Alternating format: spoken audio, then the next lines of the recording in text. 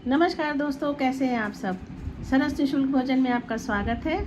उम्मीद करती हूँ आप सब अच्छे होंगे, मैं भी अच्छी हूँ। आइए आपको गया जी की कहानी सुनाते हैं कि गया का नाम कैसे पड़ा और वहाँ पर पितृ का तर्पण का विधान कैसे हुआ। जब ब्रह्मा जी सृष्टि की रचना कर रहे थे तो गया नाम के एक असुर की रचना उनसे हो गई, असुर कुल में। अब वो असुर कुल में जन्म तो लिया, लेकिन चूँकि संतान वो असुरों की नहीं था, इसलिए उसकी भावनाएं भी धार्मिक थी। वो पूजा पाठ अनुष्ठान करता, देवताओं की पूजा करता, धार्मिक था। तो उसे हमेशा ये चिंता रहती थी कि असुर कुल का होने के कारण मुझे कोई पसंद नहीं करेगा, ना मुझे कभी कोई याद करेगा। इस बात से वो बहुत दुखी रहता था। तो उसने श्री हरि विष्णु की खूब आराधना की, खूब पूजा की, तपस्या की। वर्षों की तपस्या के बाद श्री हरि विष्णु उससे बहुत प्रसन्न हुए और उसके सामने प्रकट होकर कहा कि मांगो वत्स, क्या वरदान मांगना चाहते हो। तो गयासुर ने कहा कि मैं चाहता हूँ कि आपका वास मेरे शरीर में हो और मैं जिसको भी मैं देखूं, जो मुझे देखे, उसके सारे पाप नष्ट हो जाएं और उसे स्वर्ग की प्राप्ति हो। तो भगवान उसकी पूजा से बहुत प्रसन्न थे। उन्होंने कहा तथास्तु, ऐसा ही होगा। उसके बाद से गयासुर घूम घूम कर लोगों को पाप मुक्त करने लगा। जो उसके दर्शन कर लेता उसके सारे पाप नष्ट हो जाते, वो स्वर्ग का अधिकारी हो जाता। कितना भी पापी हो उसके सारे पाप नष्ट हो जाते।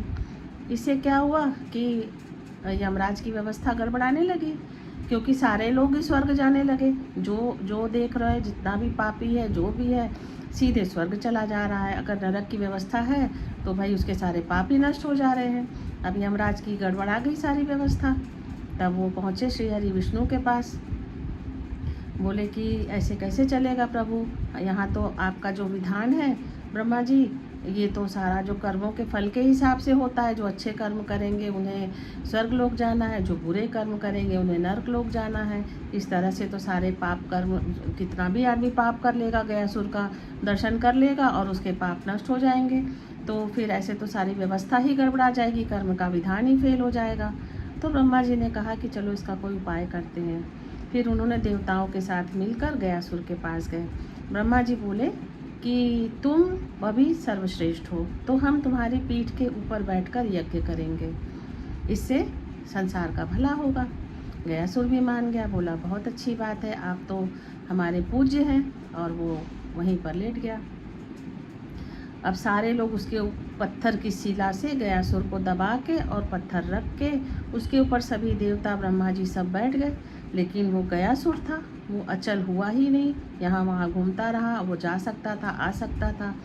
इस तरह से जब काम नहीं बना तो आपस में देवताओं ने बात करी कि श्री हरि विष्णु के वरदान से इसको ऐसी सिद्धि प्राप्त हुई है, अगर वो आकर शिला के ऊपर बैठ जाए तो शायद ये अचल हो जाए।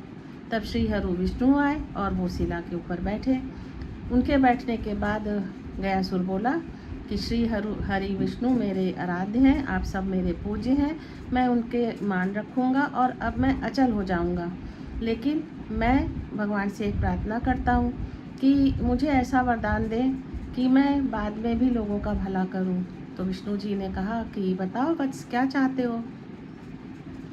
तो गयासुर बोला कि आप सभी अप्रत्यक्ष रूप से मेरे इसी शिला स्वरूप में रहेंगे और मैं यहाँ पर स्थापित कर दीजिए मुझे।